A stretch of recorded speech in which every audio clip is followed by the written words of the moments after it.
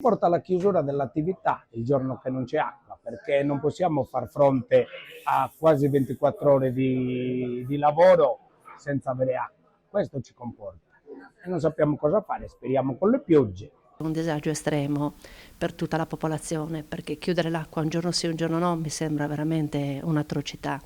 Dovrebbero proprio prendere le risorse che sono state destinate per la ristrutturazione della diga del Govosai e farlo, insomma, ristrutturare bene, insomma, mettere tutti questi soldi che sono stati stanziati, perché se ne parla già da diversi anni e noi questo problema l'abbiamo avuto anche l'anno scorso. Ho preso atto ovviamente che le risorse stanno scarseggiando, la soluzione non può essere lasciare una famiglia per un giorno intero senza acqua.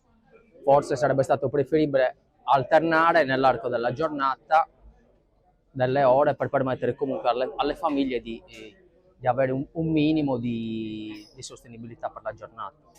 Un conto è avere qualche ora di servizio e qualche ora di stop, è anche più gestibile la situazione, però avendo 24 ore complete di stop totale del servizio per noi diventa quasi ingestibile la cosa, perché comunque non possiamo fare caffè, non possiamo lavare le stoviglie, non possiamo pulire, perché anche la pulizia dobbiamo comunque portarci o una cisterna o qualche bidone di acqua per poter lavorare, per poter pulire tutto quanto. E quindi diventa molto difficile la situazione.